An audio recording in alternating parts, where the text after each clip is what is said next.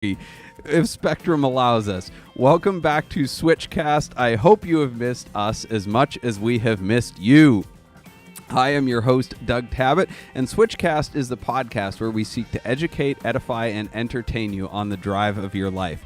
We are back with our third season after a health and holiday hiatus, and here's what you can look forward to this coming season. We have a new format that's more compact and a little bit more lively and includes such characters as the Appraiser, the Scam Smeller, the Shrewd Negotiator, and the Corvette Curmudgeon. We'll be focusing on topics and guests that help our listeners be smarter buyers and sellers, avoid scams, and make informed decisions from their initial purchase through all aspects of ownership. We are actually going to do a series on the top 10 questions you need to ask when you're buying a car, and the top 10 questions that everybody does ask but are completely useless and drive people like me and dealers nuts because they're just dumb. Like, how many owners has the car had? Totally irrelevant. Anyway, we'll get into that later. We'll evaluate potential scams every week and help teach you how to smell scammers from a mile away. And if you have scams or interactions with people that you think might be and you want us to evaluate, send them over and we will do it live on the show. And of course, we'll track Carvana's inevitable demise because it is coming. It is coming. So let's get right into it. Starting off with some unapologetic self-adulation, not to be confused with flagellation, although I could easily slip those things up. Pronunciation. That anyway. Either way, I'm glad you're over there and I'm over here. I'm not Michael Scott, so I get my words correct. This last year, we were fortunate enough to be part of a record sale on Bring a Trailer. Not just a Bring a Trailer record, but an all-time auction high sale for a Ferrari 456M of all things. It was, of course, a gated manual because nobody's going to set a record with an automatic Ferrari. And it had something special going for it in that it was one of, I think, just 30 Michael Schumacher editions worldwide, which we didn't even know was a thing until we came to this car, and a lot of people didn't, but the market responded. But not to just broadcast how awesome we are at getting high dollars for our cars, because it doesn't happen all the time. I want to actually help you learn the same lessons that we learned from this. So the seller sent us this car to consign, and we figured that given the special nature of the car and the rarity, that Bring a Trailer was a good option for it. Now, an auction doesn't guarantee a high result or a record sale because there's, for every record sale, there's hundreds of cars that either don't meet reserve or sell for marginal value or mediocre value or even below wholesale sometimes. But in a declining market, we were able to pull an all-time record sale for 456s. And from that, we learned three things. We call it the PPP, not to be confused with friggin' government handouts. It was presentation, preparation, and promotion. Now, one P that is not included in that is photography. We'll get to that in a minute. But part of the preparation, it was fairly extensive. A lot of people think that you just get in a car, take pictures, and throw it on BAT, and you'll get whatever you want. That's kind of how we actually looked at eBay back in the early 2000s. Like, oh, we'll just throw it on eBay. We'll get lots of money for it. It's just magic buyers through the internet. And I think people think that about Bring a Trailer, but there's more to it. So we spent probably the better part of 4 months getting this car right, because when it came to us, there were some things that we knew would hold it back from reaching full value. A couple of those things were very obvious Ferrari things, very common issues, which was the sticky interior buttons, which on this car was pretty problematic, and the leather shrinkage, which was also fairly notable on this car on both the front and rear shelves, the front dashboard and the rear shelf.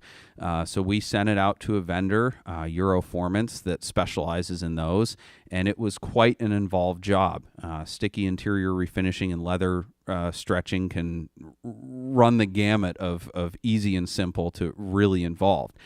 And the more they got into it, the more things they found, little trim pieces that needed addressed, et cetera, et cetera.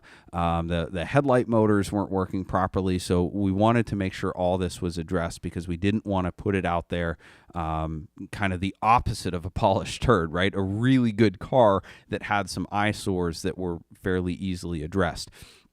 So we addressed those items, we brought it back, we detailed it. So that was the preparation. The presentation involved researching the rarity of this car, the production numbers, because there's 30 worldwide, but what we found out was there's only 3 manual 456M Schumacher editions for the US. So you take 30 and then you bring it down to 3. Okay, that's something we need to present. Then we presented all of the toolkits, the accessories, the battery charger, the Ferrari branded accessories, the car cover, the stamped service booklet, which is very, very important to people if they're buying a car, especially overseas buyers, the collectors. They want to see that dealer stamped service booklet. Scanning in the service records we had, highlighting the important things like timing belt and tensioner services. Getting all of that stuff together, not just taking pictures, but taking pictures of all the things people want to see. So that was part of the presentation. And of course, promotion. We promoted it ourselves to our mailing list, to our Instagram page, all of our social media, and the obvious bring a trailer crowd that comes, and they do have a very big crowd.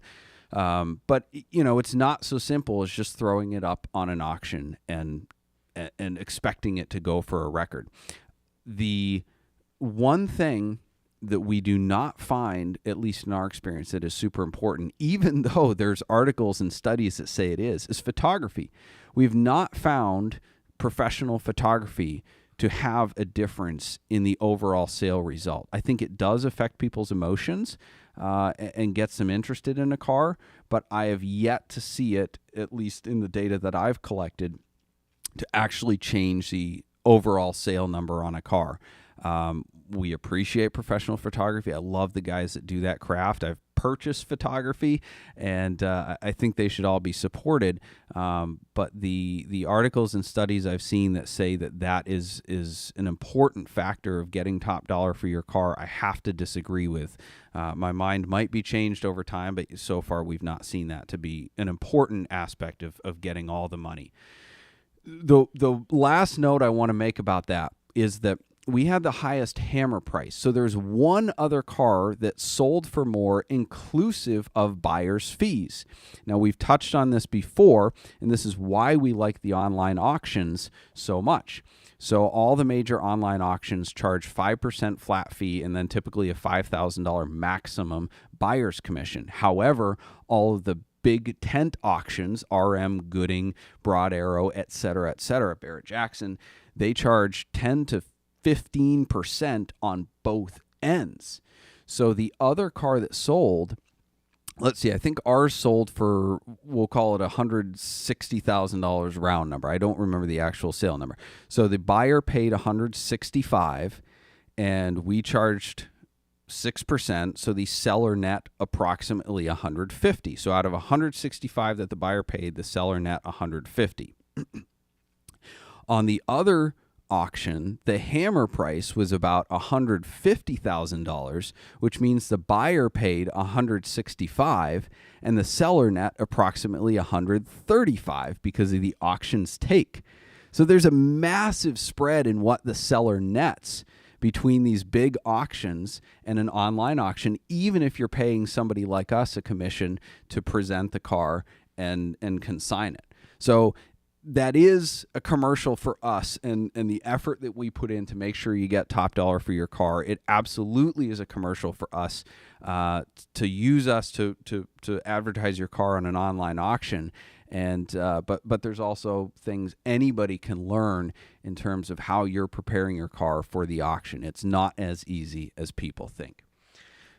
Thank you for allowing me to advertise ourselves like that. This is my show, so it's great to be able to say that. But we're gonna go right into one of our new segments, and I will introduce them all as they come. And this is a character I created for the VinWiki survey panel, and it is called the Corvette Curmudgeon. He is a stereotype of pretty much all Corvette owners out there. So without further ado, we have a question for the Corvette Curmudgeon. Take it away, Tyler.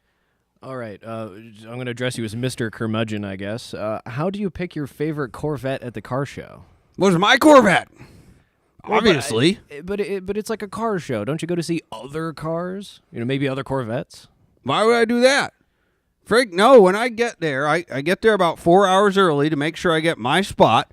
I pull up my Corvette, and I open the trunk, I get out my Corvette lawn chair, my California car duster, and my poster that explains all the specifications on my Corvette, and then I wipe off the car, and I sit there, I get out my cooler, and I got to stay there the whole time because, if somebody comes by, they might be interested in learning about how rare my car is, and so I got to talk to them about my car and answer all their questions and make sure kids don't touch my car. Them dang kids, always friggin' putting their greasy hands on cars, and I just spent 4 hours detailing it last night. So, no, I don't go around and look at the cars. So you've never seen a Corvette more rare than yours at a car show before? No, my Corvette, see, this is my Corvette right here. It's very, very rare. One of one in that specification made this week. Yeah. Alrighty, well, thank you, Mr. Curmudgeon. SwitchCast is brought to you by Celebrity Machines. Celebrity Machines offers more than 250 different screen-accurate license plates as they appeared in movies and TV shows like Back to the Future, Ghostbusters, The Fast and the Furious, Breaking Bad, and so many more. Celebrity Machines also makes our dealer insert plates as well as our commemorative 2539 plates from the fastest cannonball run ever. Visit CelebrityMachines.com for more info and use promo code SwitchCast to save 25.39% at checkout. Don't know why that tripped me up. Thank you, Celebrity Machines, for your sponsorship. All right, from the world of car news, I read an interesting article just today, and it was that Porsche breaks a record for new car sales in 2022. My goodness, start over. All right? Yeah. Need to fill up your whiskey? Porsche breaks a record for new car sales in 2022, beating its previous record in 2021, beating 2020, which had been its second highest year ever. So over 70,000 new cars were delivered to the U.S. in 2022, which beat 2021 by literally only a handful. It was like 30 cars or something like that. Compare that to 2019, which saw just over 61,000 delivered, and that marked the 10th straight year of sales increases. Listen, we all know Porsche is selling out to their shareholders with cars like the Boxster, Cayenne, the Macan, the Panamera, the Taycan, and whatever. And that's fine. They're no longer a sports car company. That's fine. We've all accepted that by now, even though they still make the Cayman GT4 RS, which is amazing. But they're primarily not a sports car company. They've become a luxury car brand. But what I want to highlight here is the apparent myth of these supply chain issues. How is it that new cars, if you want to order a new Porsche, it's 1 to 2 years out, yet they can beat their unit volume sales records for the last 3 years straight amidst these global supply chain constraints? How is it that when the Felicity Ace sinks with nearly 4,000 Volkswagen Auto Group cars on board, Porsche can miraculously reproduce those cars for clients in a matter of a couple months?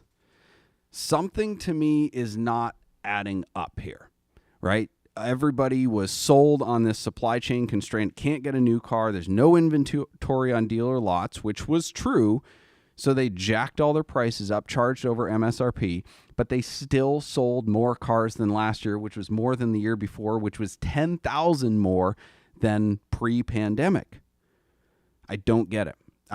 Something smells fishy. Now, you might say, oh, well, they're delivering more cars to the U.S. and less to other countries. That's not true either. Globally, they had more new car sales in 2022 than ever before. And that's even though their biggest market, which is China, was down 2%. Every other market was up, which, by the way, conspiracy theorists that what was it? The Office episode when Michael Scott came in and was he was trying to debate Oscar about how China was going to take over the world. And here it is. China is Porsche's largest market. The U.S. used to command that position, but no longer. Well, is the demand high enough, more people want it, that now it's outpacing the normal supply that's come back, so they're just still using the same excuse? Because if they're selling that many cars... I don't think so, because the demand initially, it's twofold, right? So yes, there was an increased demand at the beginning of the pandemic for cars and for certain types of things for people to spend their money on because they couldn't spend their money elsewhere. But that did not drive the initial price spikes. And then you had a massive supply constraint, which allowed people to jack their prices up on new cars. And so I think the pent-up demand was a response partly to this feeling that, well, I can't get a new car, so I want it more, right? The things that people can't have, they want. And it just seems fishy that, everybody's talking about how they can't get enough parts, they can't deliver cars, but the numbers say that they delivered more cars than ever. Meanwhile, on the other side of the coin, Tesla slashed new car prices last week in the wake of less than stellar Q4 sales numbers. Love or hate Elon Musk for his politics, he does understand the law of supply and demand. If you're not delivering cars, you drop prices. And golly, the price drops were staggering here. So let's see, the Model 3, they dropped it 6%. The Model 3 Performance, 14%. The Model Y, 20% off new car sticker price. Model Y Performance, 19%. The Model S Plaid, 15%, and the Model X Plaid, 14%. I still think they're all overpriced. They're friggin' garbage cars, but whatever. Well, yeah, I don't follow Tesla prices too often. I don't care about them. But did they raise their prices due to any inflationary stuff, and this is a correction, or is this down from what the MSRP has been for I'm years? sure they did, but whether or not they did, every other manufacturer has continued to raise their sticker prices this year. Boats, RVs, cars, everybody's raising their sticker prices, but Tesla, friggin' in the face of everybody else, slashed them. And CarMax, not to be confused with Carvana, because CarMax actually delivers a title for a car when they sell it to you, immediately dropped prices on their stock of Teslas, like slashed them, and they got rid of 50% of their inventory in a few days. So, CarMax can afford to do that when they're not $7 billion in debt, like Carvana. And speaking of Carvana, Carvana has launched. So Carvana purchased Odessa Auctions. Odessa is a wholesale auction, and they wanted to have their own source of cars. So this was last year. They purchased them for $2.2 billion that they borrowed from Chase Bank. But Carvana has now launched Odessa Clear, which is this, super transparent means of dealers buying wholesale inventory. You get, extended arbitration period. You get this long return policy, inspection sheets, et cetera, trying to be like, oh, we're being really, really transparent. But they're really not, because if you look at how Carvana operates their retail enterprise, it's anything but clear. The only thing clear is like friggin' Denver's Carvana tower, which is completely clear of any inventory, because they built a tower in Denver and can't friggin' get their license approved and get zoning approved. So it's just been sitting there with no cars in it. Or maybe they can't afford to buy any cars because they're in so much debt. Odessa Clear, unlike the titles on the cars that they sell.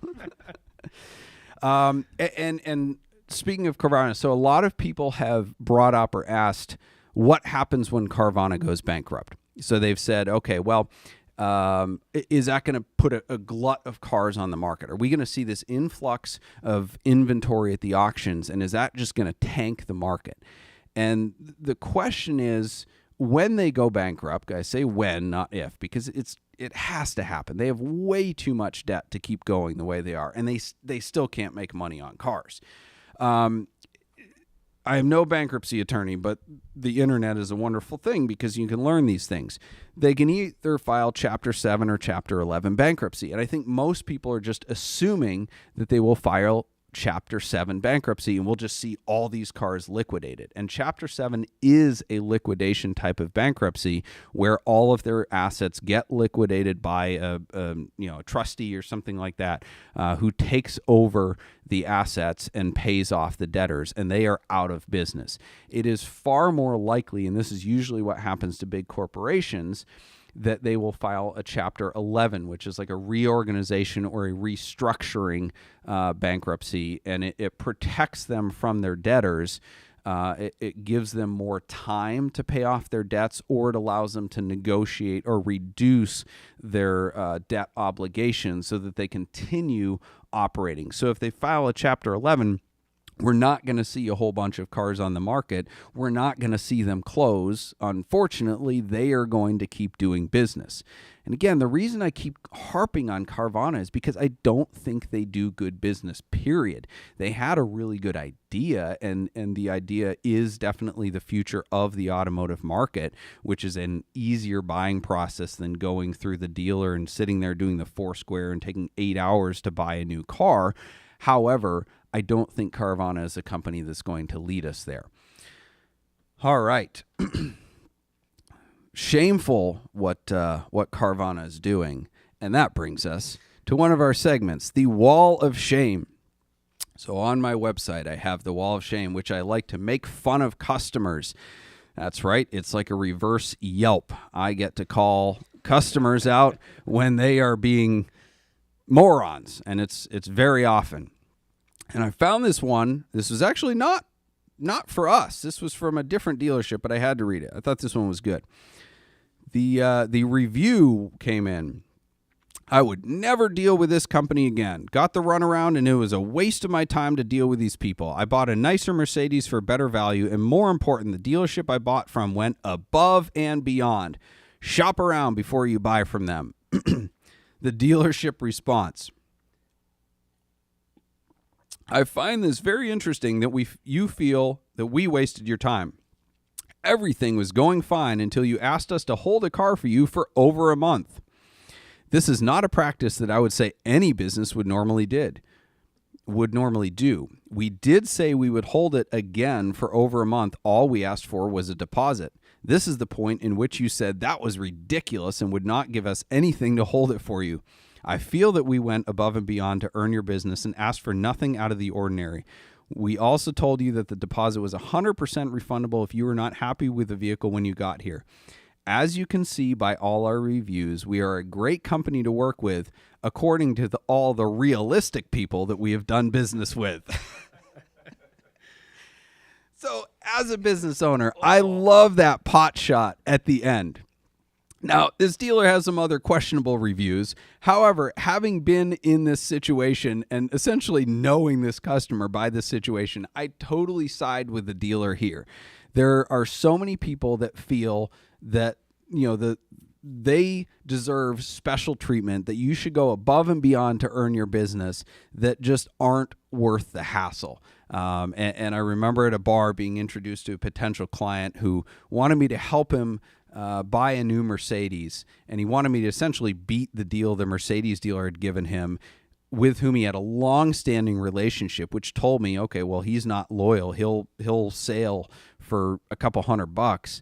And he told me straight up, he goes, you're going to have to work really hard to earn my business. At which point I essentially was just like, no, I'm not, because I don't want your business, because some people just aren't worth it.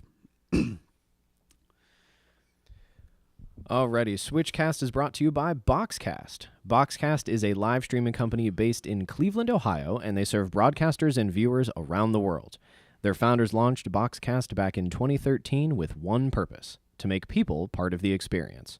If you're looking to live stream your podcast, church service, car show, sporting event, wedding, or even your cannonball attempt, Boxcast is an easy, flexible live streaming platform for organizations. Boxcast is so easy that we're broadcasting this show with a phone. Head over to switchcast.com/Boxcast for your free trial. Thank you, Tyler, and thank you, Boxcast. I'd say a phone and some very impressive dongles that Yes. our producer Ethan has going on over here. Ethan has also done his job to have the sound excellent for the inevitable audio podcast. But yes, the Boxcast is very easy. So we have to do a market update because the market has been changing quite a bit for the last couple years. And for about 2 years straight, it went up, and it's been going down for about 6 months straight. But there was one auction result in particular that I thought was noteworthy as it was indicative of the market overall. And it was a 2012 Audi R8 V10 stick shift. And it sold in December 2021 for $169,000. And in December 22, the car went up for auction again on the same platform, both on Bring a Trailer, and it high bid at $153,000. So the same car went from $169,000 to $153,000 in 12 months. No significant difference in mileage or condition. Basically the same car, just 1 year apart. Now, the data I'm reading, the studies are showing that we've had anywhere from an 8 to 14% decline in values year over year for fourth quarter 22 to 21. Now, I hear a lot from, I think, well-intentioned but uninformed people that say that rich people aren't affected when the market goes down or in a recession, and the high-end car market is immune. They think that, expensive cars just keep selling regardless of the economy. And that's just, it's incredibly wrong. And if anything, the high-end market has bigger swings. Because you have speculation, you have people thinking they're investments. People are not buying these cars just to own them and keep them. So you can have some really, really big swings in the collector car market that track along with the overall market. And one actual way I've started tracking the market overall, or really the Porsche market in the last couple years, this is really nerdy. Track with me here for a second. Is the Euro Recaro GT3 seats, right? So Porsche made what they call the alien head or the fixed back seats for the 996 GT3 and RS in the early 2000s, but you couldn't get them on the US cars because they weren't crash tested, whatever, didn't meet NHTSA regulations. So people would buy them and install them, especially because they had the pass-throughs for the harnesses. Now they're a big deal and people want to put them in their GT3s and their track cars, whatever. So they used to be like $2,500.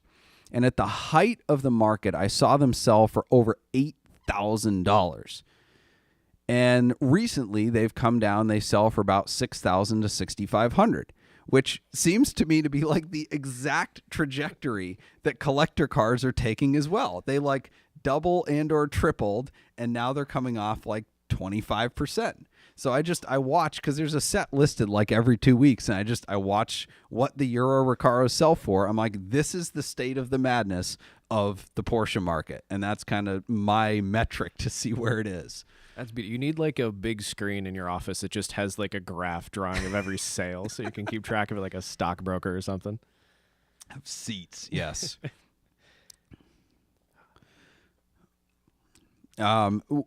Speaking of market values, we often get asked what a particular car is worth. Somebody's selling it or buying it. They want advice on a particular number. And of course, there's lots of tools out there to determine that, but those tools can be fairly generic, and sometimes people want an expert opinion. So one of these segments we have, one of the characters, I guess you could say, is the Appraiser. That is a new character for this season, and we will answer one per week questions about either buying or selling and what you think a particular car is worth. So take it away, Tyler. All right, the Appraiser is brought to you by Nuts for Sticks. It is a brand celebrating the manual transmission in all of its forms. Forget flappy paddles, we like shifting ourselves. Check out our fun and funny stick-themed shirts at nuts4sticks.com, that is a number 4, and save 10% on your order using the discount code SwitchCast. That's nuts4sticks.com and use the code SwitchCast. All right, and this week's Appraiser question comes for you from Sam Deacon on Instagram. Doug, I know you probably get asked a lot, but I figured I would try to ask your opinion since you seem to be the right guy to ask. He's really buttering you up over here. I'm looking at a 2008 Porsche 911 C2S with PASM and the sport steering wheel. Silver with black interior, as all 911s are. 43,000 miles. Except Tyler's, it's green on gray. Which makes it worth less, I guess. So it's got 43,000 miles, a couple of interior items broken. Curious on cover, what? Probably, and glove, the sun visor covers, I bet you. The mirror covers on the sun visor. Guarantee you it's those two things. All right, the engine appears to be strong and not have bore scoring. It's getting a PPI right now. What is the max you would pay for this as a personal car? Oh, man. Well, first of all, I wouldn't buy a silver Porsche. That's one. Second, I wouldn't buy one with black interior, so I'm at like 20 grand. This thing is worthless. I mean, I'm assuming it's a manual transmission. I didn't get that detail. There's a lot of factors which affect this, how the PPI is, whether or not it really does have bore scoring, which it probably doesn't at that low mileage, whether or not it has sport seats, any other noteworthy options. Overall condition is very important. But it hits me in general as a $45,000 to $50,000 car. If it was like amazing and it had sport seats and ceramic brakes and like crazy options, and maybe 55. But I think in that general range, probably high 40s for a vanilla spec car, which it probably is because it's silver on black. What about the IMS? Has your IMS been replaced? Gosh, it's you in there can't somewhere. replace them in this one of these 2008s, but yeah. The bore scoring is probably a bigger potential concern than the IMS in the 2008, but I don't know. We're not going to get into that today. I tried. The closely related to the Appraiser is the Shrewd Negotiator, brought to you by VinWiki. The Shrewd Negotiator is it's one step up from the Appraiser. He's figured out what something is worth, and he wants to try to get it for less. And it's probably one step before the wall of shame, because shrewd negotiators tend to earn their way onto the wall of shame often because they're trying so hard. So this week's example of a attempted shrewd negotiator was a buyer who was looking at a Audi R8 V10 manual that we had for sale, that we had offered them. And it was offered for $150,000. It was a really nice 15,000-mile car in the color they wanted. No stories, clean, original. And the buyer, through his broker, through no fault of the broker, the buyer was the one who found this listing and was attempting to be the shrewd negotiator. The buyer sends me this listing for a seemingly identical car, but in white, for $130,000. I'm like, man, that sucks. That's 20 grand less than we're asking. I don't know how that car is so cheap. So I did a little bit of digging. And I looked at the Carfax, and it was clean. But then the more I looked, the more I realized, okay, well, it's been for sale for the last 9 months by two different dealers. Basically went back and forth from one dealer to the other and then back to the one. I said, well, that's not a good sign. And then I looked immediately prior to it being for sale for 9 months. It had been re-imported. So it had spent 12 years in Panama. That's not a good start. I mean, that's, I don't know what it's like down there, but dirt roads and drug lords, I don't know that I would trust an R8 that came from Panama. And it was actually in Colon, Panama. So there's definitely some jokes here. I'm just waiting. You haven't used the drum at all tonight. So I think that R8 might have left white and come back brown. You think it got a colonoscopy while I was there? If it's not on the Carfax, I don't know. The reason the reason they haven't sold it yet is because the buyers can't digest the car's history. I wonder if it went from colon to rectum. At which point you say, rectum damn near killed him. But if it was rectum, the damage definitely wouldn't show up on Carfax because it was in Panama. I will say, you made some folks really happy. That I don't mean to cut you off. We've got multiple people say they appreciate that the drum is still here in season 3, that it has made the cut. Now, if only I could find a brown Ford probe to send down to Colon. I take back my apology. I'm glad I cut that off. So if the Panama Canal gets blocked up, what do you do? How are we still going? But the point here is a car that exists in Panama for 12 years. You have no idea what happened to it. Not that Carfax is the be-all, end-all, but you have no idea what could have happened to the car. It could have been wrecked. It could have been owned by a drug lord. I mean, Ed Bullion's famous for trying to buy cars from down there because he knows they all have stories. So anyway, it was not a legitimate comp, but he was attempting to be a shrewd negotiator, but I out-shrewded the shrewd negotiator. Oh, goodness. In other news, one of our favorite shows, the Amelia Island Conqueror, now the Haggerty, now the Amelia by Haggerty. Sorry, they've been bought out. Is featuring, they feature typically a race car driver, an automotive person of history every year, and their cars. So their honoree this year is Jeff Gordon, which of course on their Facebook ad for this event brought out all of the cranky fixed income retirees and likely Corvette owners who think $175 is too much for a ticket and that this show is only for the super wealthy and millionaires. Listen, I'm sorry that you spent $200 on light beer watching him race and think that his commemorative plates and scale models are investments. But, $175 for a car show. Well, I guess the ones they go to are free. But, the comments on the Facebook ad were similar to comments on any Corvettes for sale at over MSRP. So it was... Did you feel the curmudgeon just welling up inside of you? Welling, trying to break out? So many curmudgeons. How can they charge? I can't afford to take my kid there anymore. Like, it's been like $120 for the last bajillion years. I can go to my neighborhood car show for free. Like, okay, cool. Jeff Gordon won't be there. Like, neither will $200 million worth of cars. Probably more than that. Probably like $1 billion. Anyway.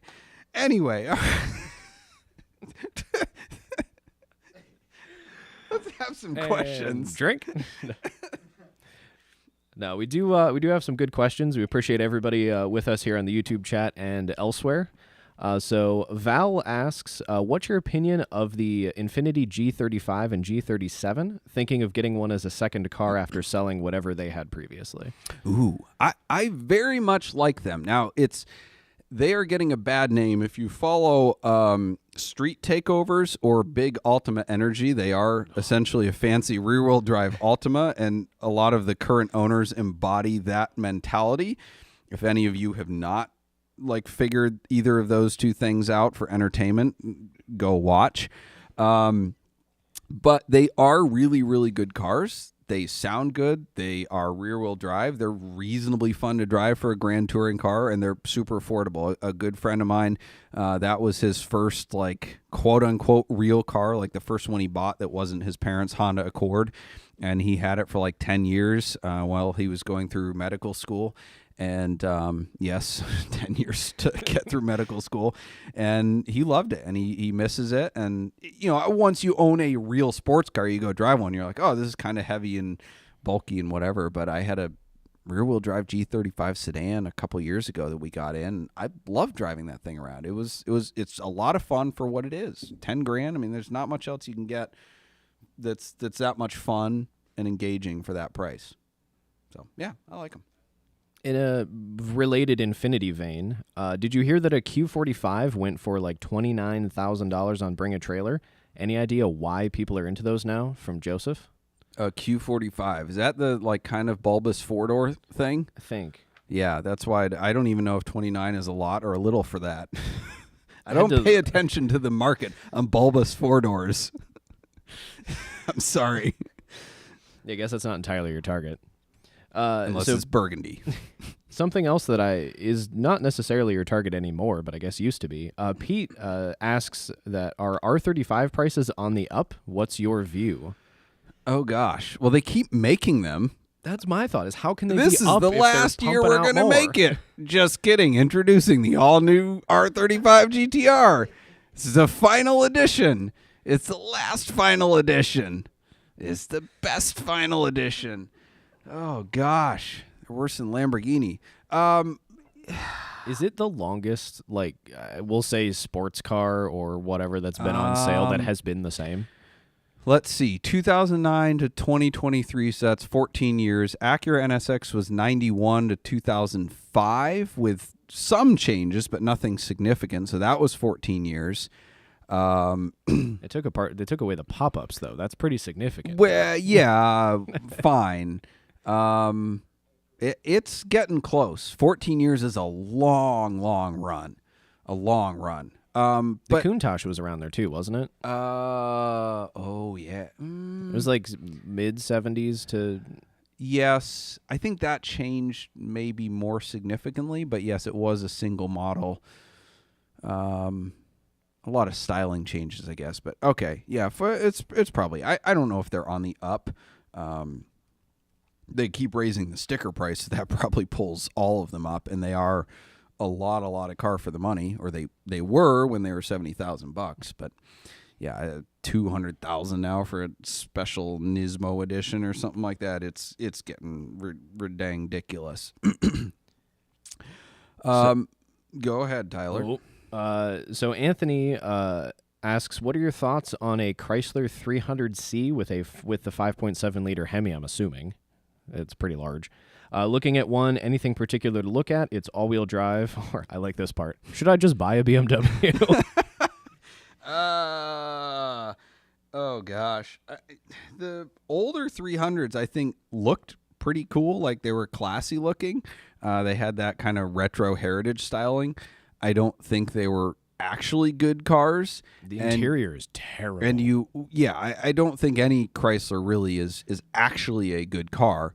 And you get the same kind of big Ultimate Energy type ownership vibe stereotype with the 300C as with the Infiniti. You may be a target for police if you own one. Don't tint your windows.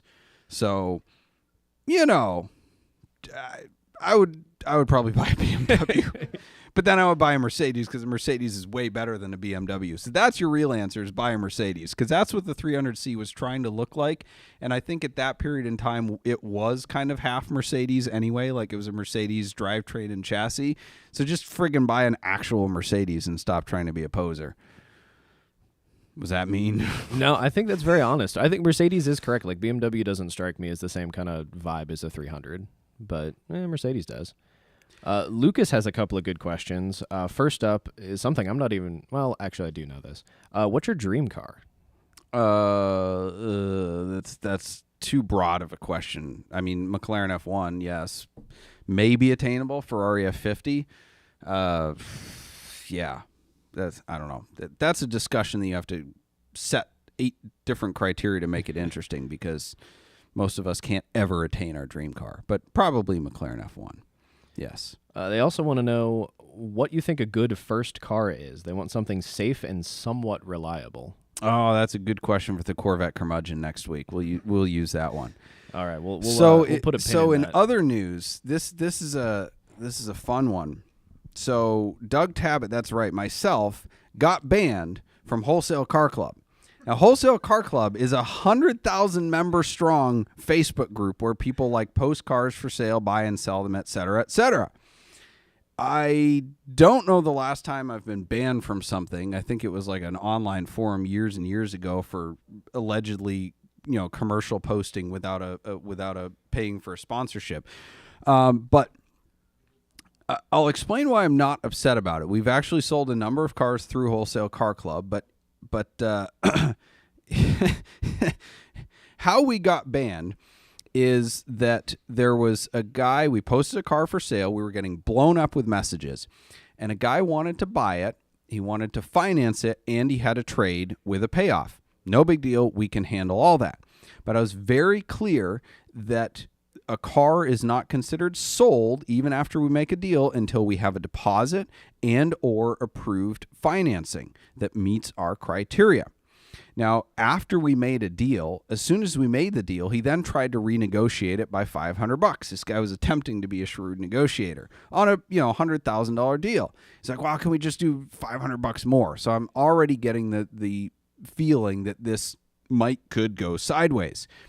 And then he asked if we would take a bank draft. Now, for those not in the auto dealer community, a bank draft is the most unsecure way for you to sell a car, right? So you could get a cashier's check. That's pretty much cash if it's not a scam.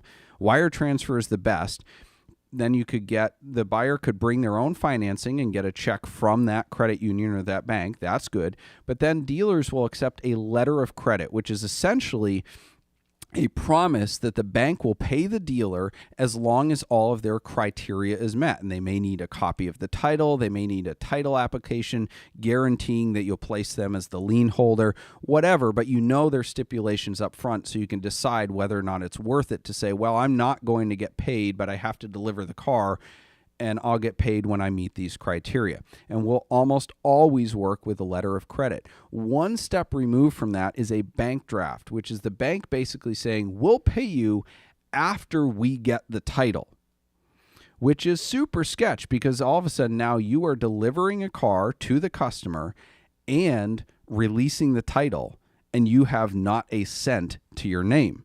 Now you have a bank that's promised to pay you, but the problem is this bank was in Florida, and they promised to pay us after the title was in the customer's name in Florida and their lien was perfected in Florida. So we have no control. It's not like it's in our state and we can go to the DMV, place the lien on it, and then say, hey, bank, okay, it's done, pay us now. Like, that could take a month. We don't know. We have zero control. And I told the guy up front, no bank drafts. So we tried to get him financed with 2 other banks. No go. He then brought Bank of America to the table, who doesn't finance, who doesn't do deals for independent dealers, only for franchise dealers and Carvana of all places. And we're like, listen, you're not approved. And he never sent a deposit. So I said, and this story is far longer than I'm making it, but I basically said, I'm sorry, we're going to the next guy in line. We have a guy ready to wire money. You haven't placed a deposit. You haven't come to the table with approved financing. It doesn't look like we're going to be able to acquire financing for you. We can't try any harder. We're done. And he lost his crap and immediately complained to the admins of Wholesale Car Club. They immediately banned me. A dealer in good standing, they immediately banned me and didn't send me a message or anything and say, hey, what's going on? So I sent them a message, and they basically said the long and short of it was, well, he complained, and in my experience, 95% of the time, the first person to complain is right. So I got banned because another guy complained first. No arbitration process. Every other dealer network that I'm a part of has an arbitration process, has communication for that matter. They act like adults. They say, well, gee, there's probably 2 sides to every story. And, it's highly unlikely that this upstanding, reputable dealer is, pulling this shenanigans and selling it out from under this guy. But no, they banned me, and yeah, so I guess I don't miss it. It's unfortunate, but yes, I got banned.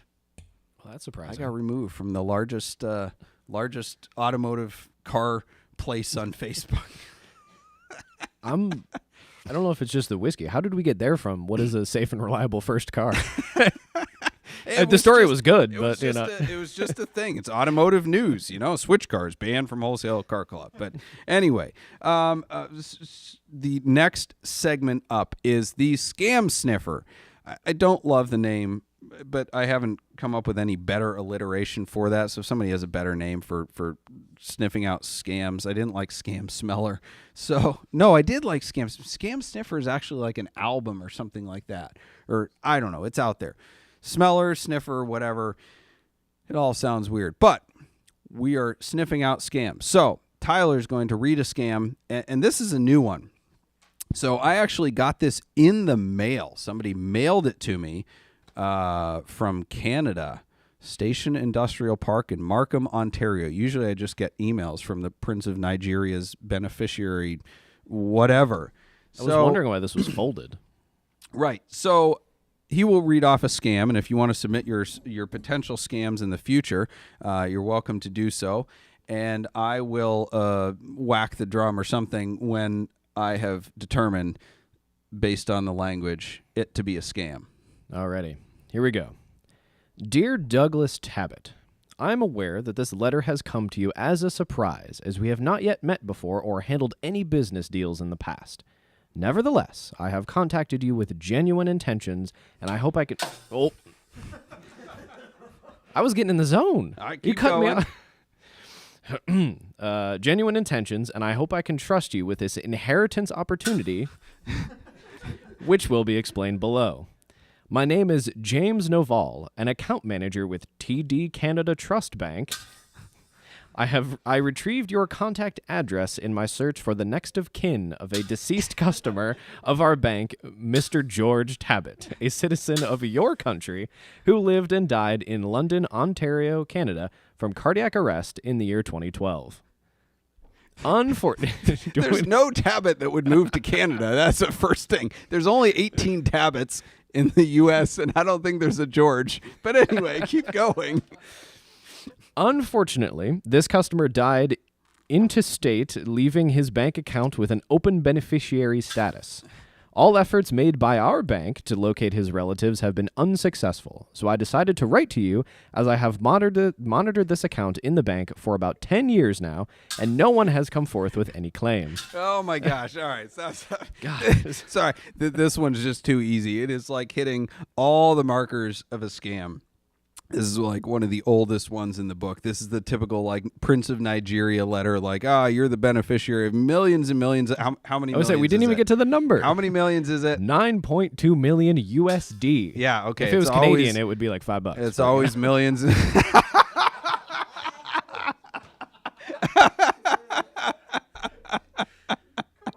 Yes, so cheap. So cheap. That one was too easy. All right, we'll try to come up with a harder one next week. The scammers are getting quite good. This was an absolute amateur attempt. I just thought it was interesting. They actually sent me a letter in the mail, unfortunately from a PO box, so I can't start messing with them and send them a fake cashier's check back or something like that from Jiffy T Therapist. There's a substantial amount of text here too. I didn't even get to halfway through this thing. It's such a long letter. Yes, substantial. Yes, we don't have time for that. Anyway, send us your scams, your potential scams, your interactions with people online, buying or selling, and we will vet them and see how quickly we can identify them as scams, because I am a magnet for them and I know how to call them out. You said we had a question from the venerable smooth Mark Spence, who is not with us tonight. We don't. I don't. It's not. He asks, "Where's Mark Spence?" And I know. But you had a question. Oh, that yes. one. Sorry, I got all confused. He popped that into the chat. He asks, "What's a good adult car?" What is a good adult car? Well, I want to hear your answer to this first. Well, I don't know. I think a Volvo station wagon is a pretty good adult car. You can get some of them with a manual transmission. It's pretty good. I don't speak with any bias whatsoever. Says the guy who owns one. I don't know. I got to be careful here. My mom owns a Volvo station wagon. It's good stuff. And she's an adult, but you also own one. You're like wearing a cardigan, skinny jeans, and Converse. So, like, you got the V50R, like trying to be an adult station wagon. Ugh. My mom's got the V70XC. Well, there's a transition period somewhere in the middle where you got to like finish growing the up, adulting car. Why does Mark Spence want to know what an adult car is? Is he ready to be an adult? Absolutely not.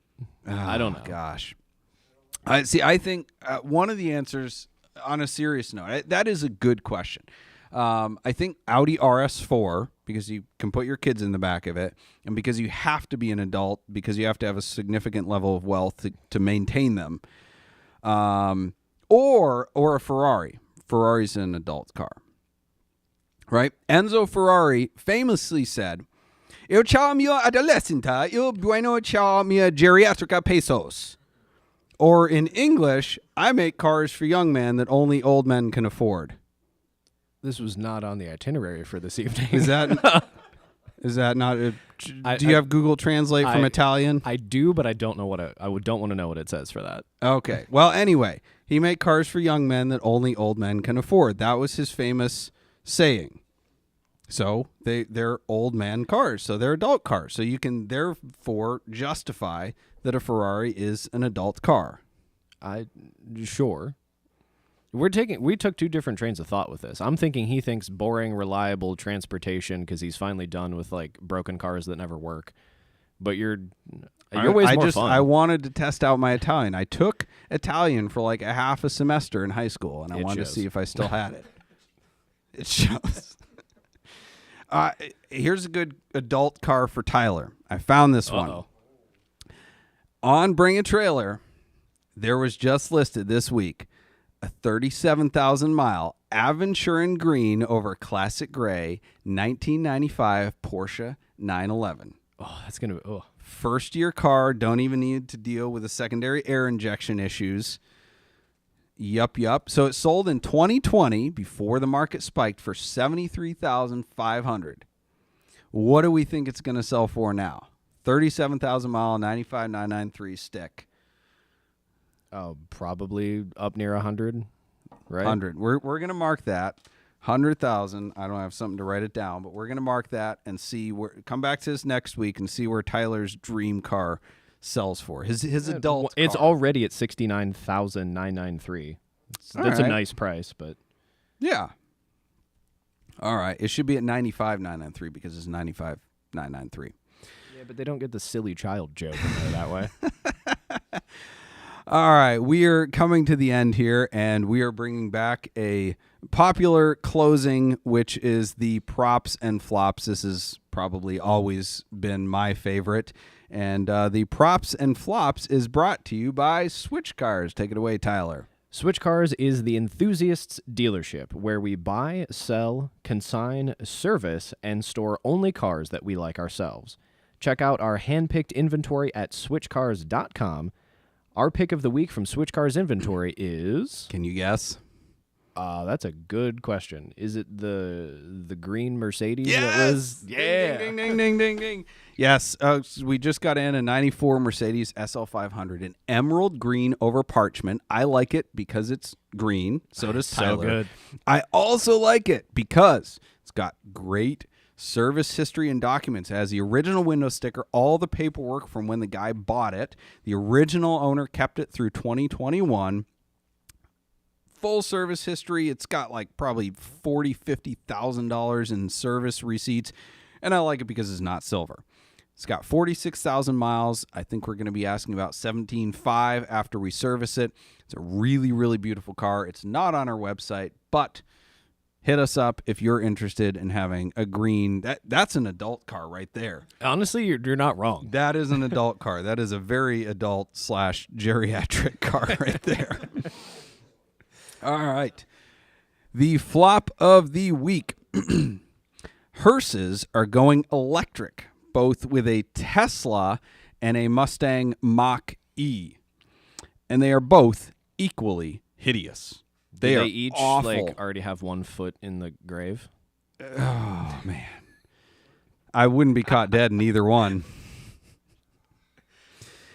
They're terrible. Look it up. Look up the Mustang Mach-E hearse. It is a styling abomination. Anyway, it's reported that approximately 120,000 people die every year from work-related stress. So unfortunately, Tyler's like, where are you going with this? Unfortunately, these electric hearses are going to add to those statistics for undertakers now. Do you know why? Please tell us. Range anxiety. It's going to be a work-related illness. Oh, our prop of the week goes to me for that joke. This company called Modificata, it's my Italian coming back, Sure. has converted a 458 Speciale to a gated manual gearbox. Oh! is it good, though? I don't know. Like, that sounds amazing. Speaking of undertaking, I literally have this in my script. I just used the word undertaker. It is an impressive undertaking, given that there were no factory parts to work from, right? So like the 599, the 430, the 360 manual swaps have all been cars that were made in a manual and then converted.